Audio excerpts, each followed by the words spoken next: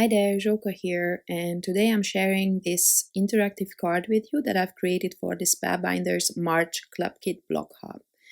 Alright, so I'm gonna be using this embossing powder from Wow and Alexander Renke. It's called Bella's Forest, and it's the most gorgeous green color. It's my absolute favorite from this line. And this was actually my sole inspiration for the whole card. I wanted to create speckled eggshells. You will see that. And then I remembered that I have this My Mind's Eye collection that has similar kind of greens and like neutral, natural kind of colors. So that's what I'm going for. Totally not realistic, I'm thinking, but you know, my last cards with this kit were in rainbow colors, so I thought I might as well do something different.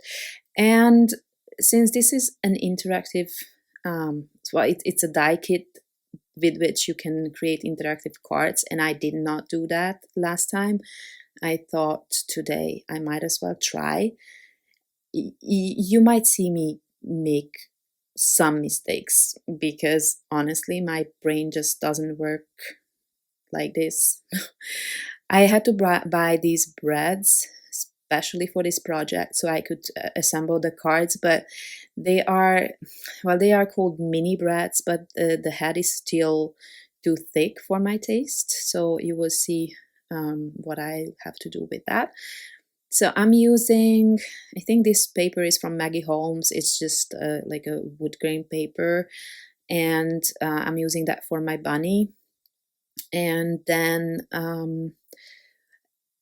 these eggshells, or yeah, egg, I'm going to emboss so that it's speckled. It's green. I have no idea if there's any green eggs, honestly, but that's what I'm going for today.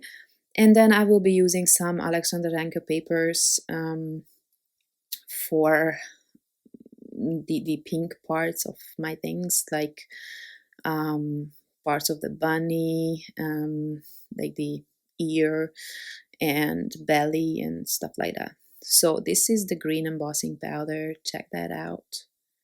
I mean, I don't know if you can see it very well. It's a really dark green, but it's absolutely amazing. So I'm trying to die cut it from a part that has a lot of speckles on it. And so I'm going for all the three critters. There's you can create three different critters with this kit. One is the bunny, then there's a little lamb and a chicken. So for my lamb, I'm using a black and white polka dot pattern paper. And for my chicken, it's kind of like kind of like a cream color, or off-white. I don't know what you should call it. Definitely not something chicken-like, or so not yellow. So this bunny, when I was at high school, and once I was sick, I lived in a dormitory with some of my classmates, and my friend bought me this bunny because I was sick and because I love that bunny. I don't know, I was drooling over it for a long time, and she bought it for me. I mean, it was one of the most thoughtful gifts I've ever received, and it looked exactly like this bunny, and I still have it. It's in the basement, backed away, but it's, the color is exactly like this, and it's the most beautiful stuffed bunny I've ever seen, really. Anyway, so story time. But I was really happy with this, this die. It reminded me of great times. So now I'm assembling these little animals, and while you can't really see a lot of the polka dots because the pattern is not so, there's not a lot of dots on it, but still on the head a little bit you can see. And the ears, I think I already did this last time and now as well. I think I'm gluing it the wrong way, but I kind of liked it better this way, so that it's not this, the spiky end that's sticking out, but this more round one. But I guess you can just do whatever you like. Oh, and the other thing that I'm doing differently here is the eyes of the critters. Last time I just cut a piece of black cardstock to glue behind the head.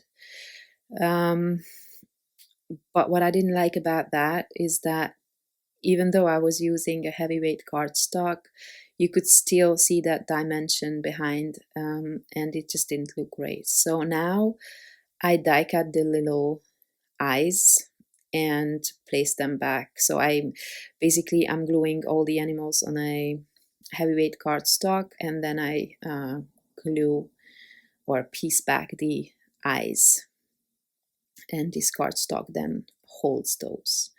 And I think it just looks cleaner and neater. So I prefer it this way, even though they are so very small. It's hard to keep track where they are, So see these eggshells? They look so cool, I think. And okay, so I'm also making some flowers because I really love these flowers in the kit, and I imagine that all of my little animals will hold one flower each. I will play around with that later because I wasn't sure how I should add the one in the middle, and then I was thinking about adding two on the left side, but then again I will change my mind. So here comes the part that I'm really not good at. So I'm actually using the directions that you get. If you get the kit, you get a PDF, I believe, with some ideas and directions on how to create a specific card, which is actually the base. So it's here. I get this in a digital form, but I think maybe this is also what everybody else gets. And this helps me to create this one design. Because I'm using 3 animals, I need this longest tab here with the 3 holes. And even though I'm using the Nina 110-pound cardstock, which is really thick, I'm still I die cut 2 of each and then gluing them together for stability. In retrospect, I don't think I should have done that on these little tabs, only the longer one that is gonna be, the tab that you are pulling on. But these small ones that are holding the animals, it just added too much dimension to it. And here I'm gonna have to, there's just a lot of dimension. I think I'm gonna, here you see. So that just doesn't work in a way that, I cannot just glue this down. Which is why first I add a thicker cardstock. So I have, because this pattern paper is not thick enough, so I'm adding some Nina 110-pound cardstock for stability again, and then here I'm die cutting those holes again. But even then, it's just not gonna be the way I want it. So I'm changing these breadths to go the other way, thinking that this is better because then the flat parts are on the card.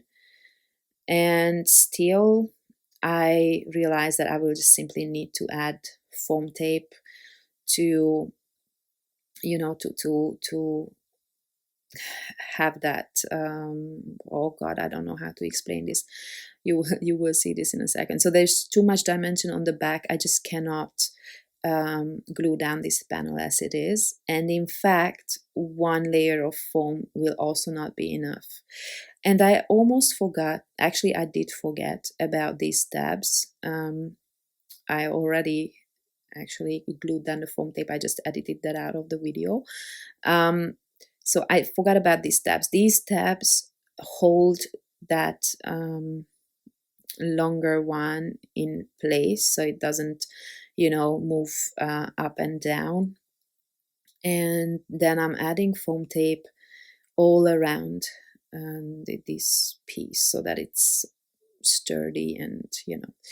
I'm also adding some in the here in between those little tabs, but you got to be careful with that so that they can still move. But of course you can also use this as stoppers, so if you don't want the animals move too much to the left and the right, then you can decide just how far this should go. Okay, so almost done with the second layer, and then it finally is starting to, you know, look like something. I don't actually, I almost never do interactive cards, which is probably why I'm not great at it, but I'm happy that with the help of that PDF file I managed to put this together. And then yeah, that's it, it just moves like that. And you know, you have a lot of options actually.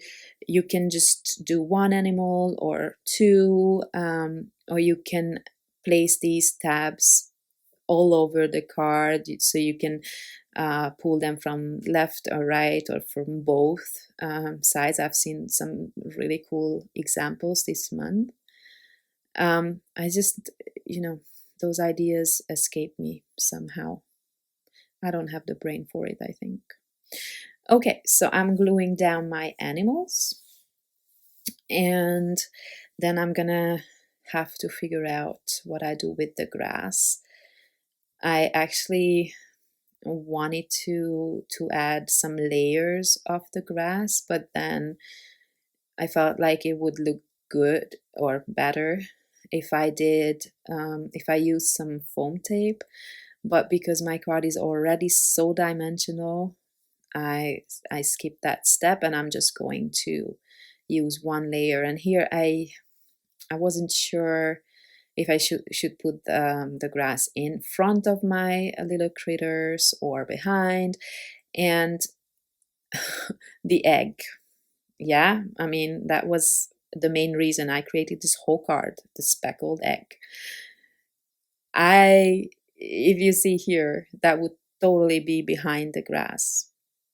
So I figured I don't really care if that makes any sense. I'm going to put that egg outside, like on top of the grass. You will see that in a second.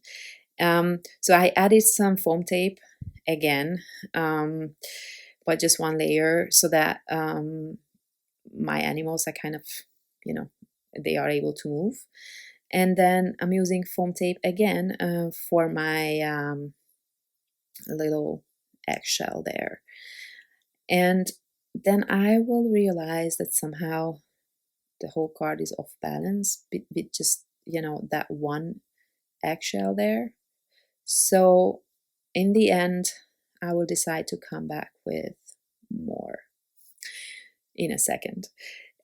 So, oh yeah, this collection is called Gingham Farm. I think I didn't mention that from my mind's eye, and I was trying to find some sentiment for this card, so I decided on a chipboard piece. And so here are my other eggshells, and this way it just feels more balanced. And now the thing is, you know, when you move them, they actually kind of fall out of the eggs. It's too funny, but I don't mind, really. So yeah, this card is not perfect for sure. So, you know, make sure you don't move them all the way to the left and the right. So these are the two chipboard pieces that I was thinking about. And then I will go with the black. I didn't want to go with the black because I have that black lamp on the right, and I don't know, it just felt a bit off. But then eventually I decided to use that because I liked the color more.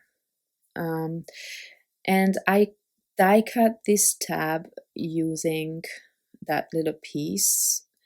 And now I'm just trying to see if I write pull on it, if it's gonna look good or not, but I decided not to go with it. So here you go. I think you probably could cut down that pull out tab a little bit more. I didn't even think about it, to be honest. Okay, so here you have it. I hope you liked it. Yeah, thank you very much for stopping by, and I hope to see you next time. Bye bye.